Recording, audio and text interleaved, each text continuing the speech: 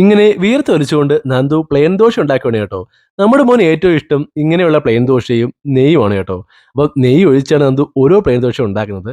കിച്ചണിൽ ഫാൻ ഉണ്ടെങ്കിലും നന്ദുവിനതൊരു വിഷയമല്ല. നന്ദു നല്ലപോലെ വിയർക്കുന്നുണ്ട്.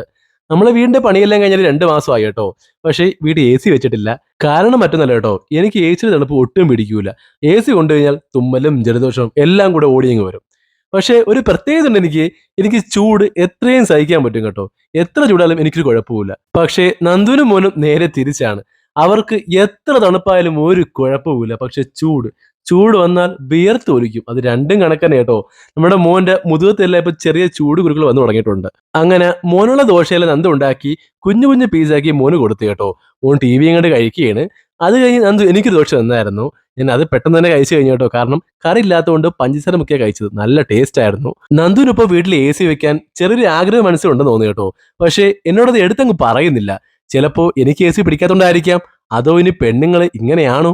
എന്തായാലും ഞാൻ ഫ്ലിപ്കാർട്ട് വഴി 2 ദിവസം മുന്നേ ഒരു എസി ഓർഡർ ആക്കിയായിരുന്നു കേട്ടോ. അത് ഇന്ന് വൈകിട്ട് എത്തിയിട്ടുണ്ട്. ഡൈക്കിൻ എന്ന ബ്രാൻഡാണ് ഞാൻ എടുത്തത്. 1.5 ടൺ 5 സ്റ്റാർ ഏകദേശം എല്ലാം കൂടെ ചേർത്ത് 42 രൂപയ്ക്ക് അടുത്തായി കേട്ടോ. Delivery boy ഒറ്റയ്ക്കായിരുന്നു. സോ പുള്ളി ചെറുതായും സഹായിച്ചു. ഓപ്പൺ ബോക്സ് ഡെലിവറി ആയതുകൊണ്ട് തന്നെ വളരെയധികം കെയർഫുൾ ആയി ചെക്ക് ചെയ്താണ് ഞാൻ പ്രോഡക്റ്റ് ഇറക്കി വെച്ചത്.